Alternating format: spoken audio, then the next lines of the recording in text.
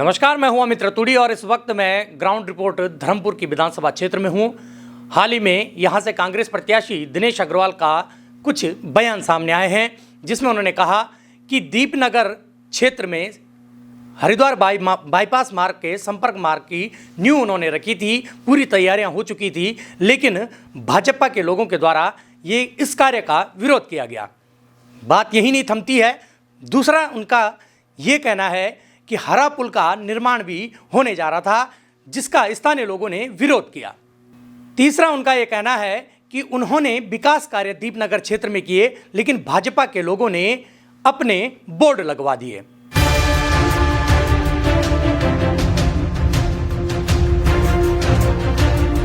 सड़क बनाने का काम किया तो इन लोगों ने अपने बड़े बड़े बोर्ड लगा दिए। एक जनसेवक ने लगा दिया और एक ये लोग तो विकास में रोड़ा अटकाने वाले लोग। जो सड़क में बना रहा था, क्या उस पर मैंने चलना था? वो सड़क दीपनगर वासियों के लिए सड़क, क्योंकि दीपनगर वासियों के लिए इधर से जाने का रास्ता सिर्फ वही रास्ता है और उबड़ खाबड़ रास्ता है। उस रास्ते को मैंने व्यवस्थित करने के लिए सारी चीजें, सारे ट्रक हॉट मिक्सिंग प्लांट के सारे ट्रक जो है वो मिक्सिंग प्लांट के मंगा लिए थे। इन्होंने रातों रात जीआरपी को यहाँ पर भिजवाया और उसने उस काम को रुकवाया। इन्हीं सवालों को लेकर आज मैं मौजूद हूँ धर्मपुर विधानसभा के दीपनगर में, जहाँ के स्थानीय पार्षद दिनेश क्षति जी मेरे साथ मौजूद हैं।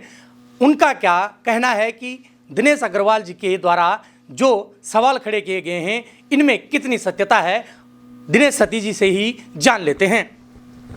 सर, आपका बहुत बहुत स्वागत है। नमस्कार, धन्यवाद। जिस प्रकार से 3-4 बातें सामने खुलकर आई हैं, आप स्थानीय पार्षद हैं और स्थानीय चीज़ों को आपसे बढ़कर शायद ही कोई बता पाएगा, तो इन सवालों में कितनी सत्यता है?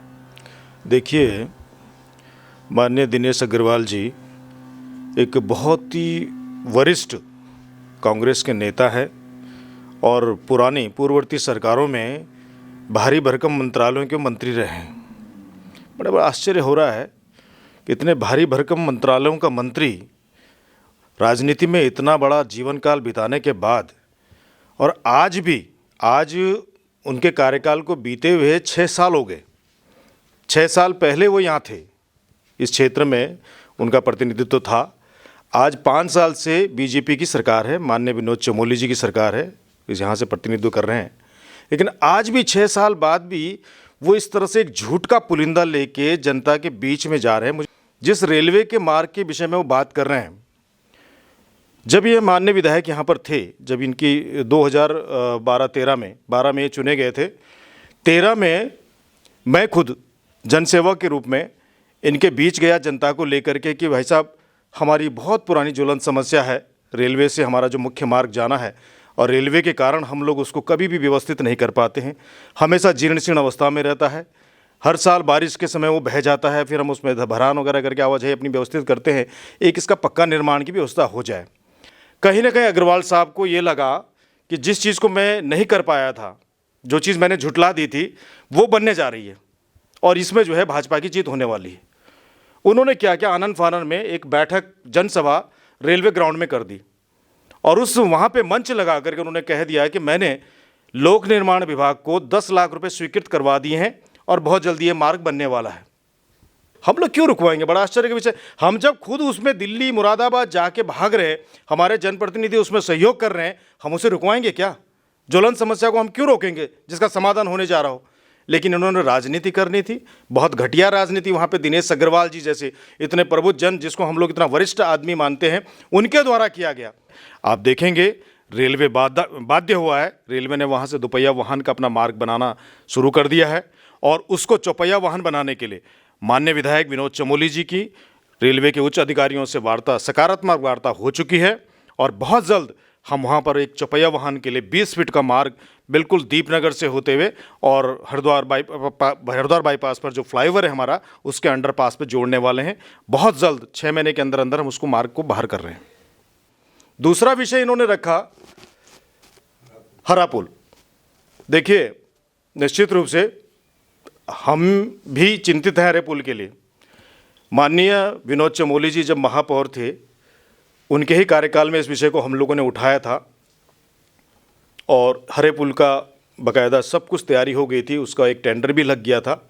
लेकिन ठीक उसी वक्त माननीय न्यायालय की कुछ इस तरह की गाइडलाइंस थी, बस्तियों को कुछ नोटिस वगैरह आए थे कि भाई सरकारी ज़मीनों को खाली किया जाए, और इस तरह के गाइडलाइंस थे, दिशा निर्देश थे न्यायालय के कि जहाँ पर नदी की चौड़ाई संकरी है वहाँ किसी तरह का पक्का निर्माण नहीं किया जा सकता।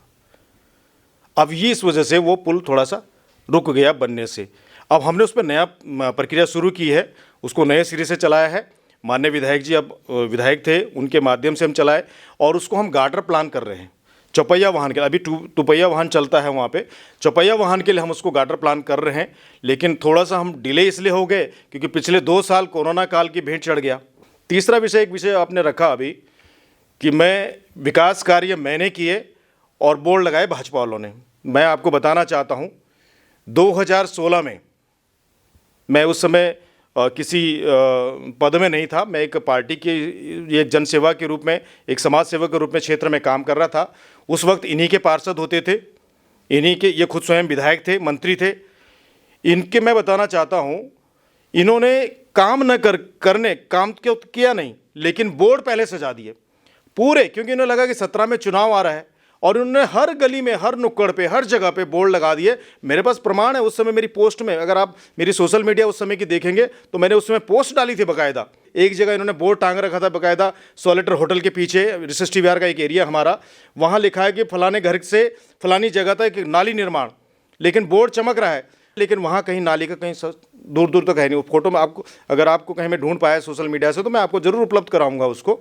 अब ये चुनाव का टाइम है, इससे पहले हमने बहुत सारी योजनाओं को शासन में स्वीकृति के लिए भेजा होगा, उस समय हमारी भी स्वीकृति में गई होंगी, स्वीकृत नहीं हुई थी, किसी को टेंडरिंग नहीं हुई थी, लेकिन इन्हें ये अहंकार था कि हम लोग पुनः सरकार में आ रहे हैं, इसलिए इन्होंने पहले ही बोर्ड छपवा दिए जगह जगह और पहले ही टांग दिए ताकि लोगों को भ्रमित किया जा सके और उसका चुनावी लाभ लेके। लेकिन जनता बहुत समझदार है, जनता को सब समझ में आता है भैया, चुनाव अगर आपने कोई विकास कार्य का तो दिखाई तो देना चाहिए, बोर्ड है तो उसको ज़मीन पे कहीं दिखाई तो दे। बोर्ड तो आपका दिख रहा है लेकिन नीचे कुछ है ही नहीं। जनता ने बहुत बुरी कदर हरा है इनको। बस्ती, जिन बस्तियों में ये अपना ये समझते कि मेरा वोट बैंक है, उन बस्तियों से भी ये हारे, दीपनगर जैसी बस्तियों से। तो मैं आपको बताना चाहता हूँ, विकास विनोद चमोली जी ने किया है, विकास भारतीय जनता पार्टी ने किया है, लेकिन वर्तमान सरकार ने माननीय विधायक विनोद चमोली जी के जो कार्य कुशलता है, उन्होंने केंद्र से नमामि गंगे के तहत उन क्षेत्रों में पूरा सीवर लाइन, पानी की लाइन, अमृत योजना की लाइन, एक एक काम एक एक गली में किया हुआ है।